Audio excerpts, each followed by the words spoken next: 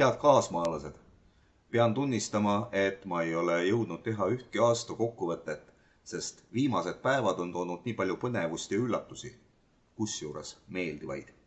Mul oli nimelt mure, et Euroopa kodanike algatus kodanikupalga kasutuselevõtuks ei suuda võistelda maailma kõige tähtsama küsimusega, millega Riigikogu kallil koroona ajal tegeleb. Viimati kuulsime uudist, et on esitatud 9300 parandusettepanekut. Aga õnneks näitasite teie midagi muud. Tarvitses vaid Postimehes ilmuda uudisel selle kohta, et kodanikupalga euroalgatuse tähtaeg on pandeemia tõttu pikendatud ja allkirjakorje edeneb loiult, kui teie asusite viivitamata seda viimast väidet ümber lükkama.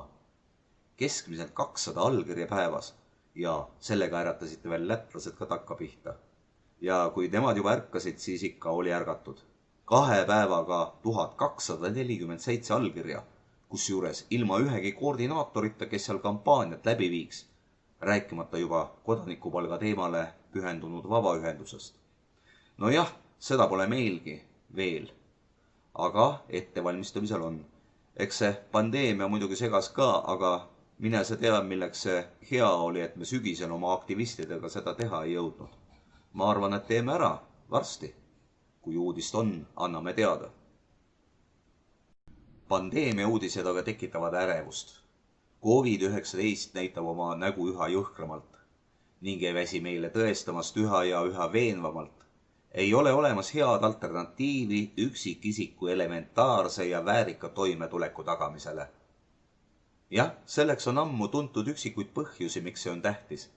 Eestis näiteks rahvastikukriis.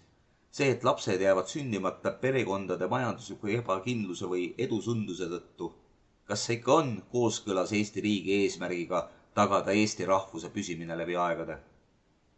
Või mõeldes laiemalt, piiriülesemalt, kas see tõesti kõneleb kellegi arvates igaühe isiku vabadustest, valikuvabadusest, ka sõnavabadusest, kui on olemas vaesumishirm, reaalne oht sotsiaalseks surmaks, mis ei lase seda teostada, seda vabadust?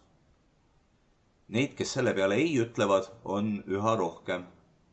Tõsi, selleks läks vaja maailma kõige veenvamat kodanikupalga eest kõnelejat nimega COVID-19.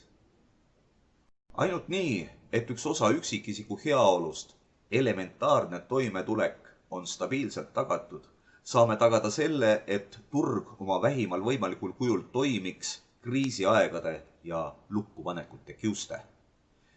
Ning et turuosalised vastu peaksid, ilma et sina ja mina kommunaalteenuste eest võlgu jääksime ja kiirlaenu sõltuvusse satuksime, ilma et tööandja peaks käima riigilt raha kerjamas selleks, et maksta oma töötajatele raha kodus istumise eest, vastavalt mittetöötamise tootlikkusele, vastutusrikkusele või kvalifitseeritusele.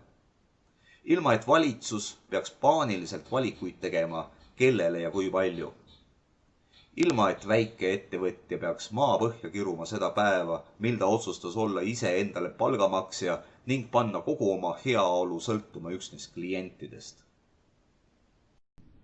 Head inimesed, meie võimuses on anda oma tõuge, et ühiskond sinna päästevestiga olekusse jõuaks.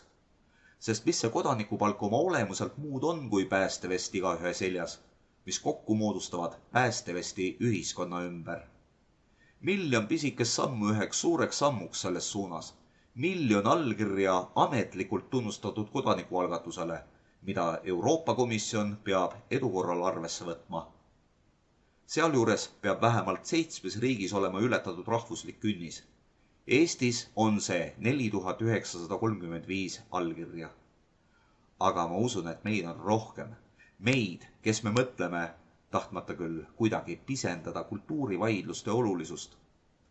Kui poliitikud võivad kulutada aega ja energiat, mis võrdub 9300 parandusettepanekuga, eelnõu jaoks, mille teostumine või mitteteostumine on emotsionaalse rahulduse küsimus, miks siis meie ei või anda vähemalt samasugusel hulgal allkirju või kordades rohkem, näiteks 36 000 allkirja, algatusele, mille teostumine on ühiskonna majandusliku turvalisuse ja kestlikkuse ning meist igaühe isikuvabaduste küsimus.